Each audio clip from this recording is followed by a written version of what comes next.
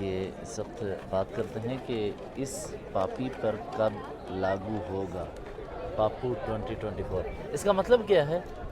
پاپو ایک قانون ہے، public assembly and peace ordinance, جس کے تحت اسلام آباد میں اور پورے ملک میں جو احتجاجات ہو رہے ہیں ریسنٹلی، ان پہ قدغنیں لگائی کوشش کی جا رہی ہے۔ آج بھی عورت مارچ کو NOC نہیں دیا گیا احتجاج کرنے کے لیے۔ اسی طرح پچھلے عرصے میں طلبہ کو یہ بولا گیا کہ اگر آپ میں سے کوئی بھی کسی احتجاج کا حصہ بنتا ہے، آپ کو یونیورسٹی سے نکال دیا جائے گا اور آپ کی ڈگری خارج کر دی جائے گی۔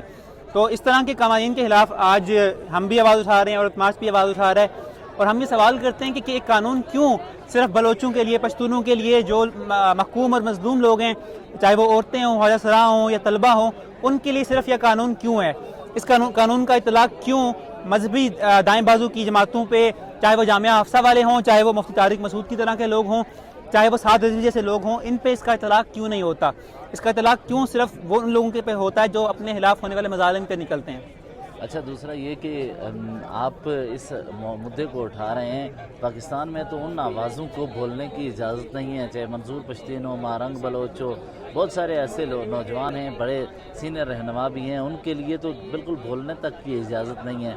اصل اس فرق کی وجہ کیا نظر آ رہی ہے آپ کو؟ اس فرق کی وجہ یہی ہے کہ اس طرح کے لوگ جو ہیں، مفتی طارق مسعود کی طرح کے لوگ، طارق جمیل کی طرح کے لوگ، باقی جو مذہبی دائیں بازو کے لوگ ہیں، وہ آخری تجزیے میں جا کے ریاست کے ساتھ اور اس نظام کے ساتھ کھڑے ہوتے ہیں۔ یہ جو انتہائی استحصالی اور ظالم نظام ہے، اس کے ساتھ کھڑے ہوتے ہیں۔ ان کو آپ کبھی بلوچ کے معاملے پہ بولتے ہوئے نہیں دیکھیں گے، ان کو آپ کبھی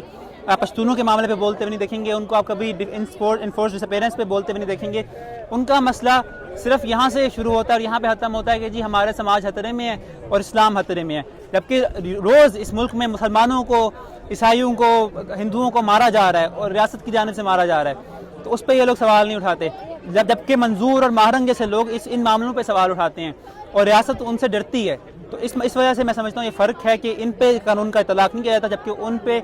قانون سے بڑھ کے قدغنیں لگائی جاتی ہیں، ان کے ساتھ جو لوگ ہیں ان کو غائب بھی کر دیا جاتا ہے، ان کو مارنے کی کوششیں بھی کی جاتی ہیں، ان کو جیلوں میں بھی رکھا جاتا ہے، جبکہ یہ آزاد گھومتے ہیں۔ یہی وجہ نہیں ہے جو جیسا کہ آپ نے کہا کہ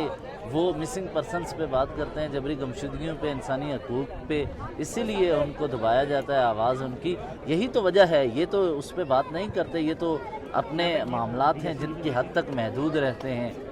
وجہ تو صاف یہی ہے نظر۔ جی بالکل، جب یہ کسی معاملے پہ بات بھی کرتے ہیں، اس طرح ابھی آج عورت مارچ ہو رہا ہے، تو میں ایکسپیکٹ کرتا ہوں کہ ضرور آنے والے دنوں میں 3-4 ویڈیوز ہر مولوی بنائے گا کہ جی یہ تو بڑی فحاشی ہو گئی ہے، یہ ظلم ہو گیا ہے، لیکن جو ایشو عورت مارچ اٹھا رہا ہے، چاہے وہ ریپ کا ہو، چاہے وہ کم عمر شادیوں کا ہو، چاہے وہ جبری گمشدگیوں کا ہو، چاہے وہ جبری مذہب کی تبدیلی اور شادیوں کا ہو، ان پہ یہ کبھی بات نہیں کریں گے، اور اگر بات کریں گے تو ان کو ڈسمس کرنے کے کریں گے کہ ہاں ان کے مطالبات جائز ہیں، لیکن جس طریقے سے یہ کرتے ہیں وہ ٹھیک نہیں ہے۔ تو آپ آئیں اور آپ ہمیں طریقہ بتا دیں کس طرح سے کرنا چاہیے۔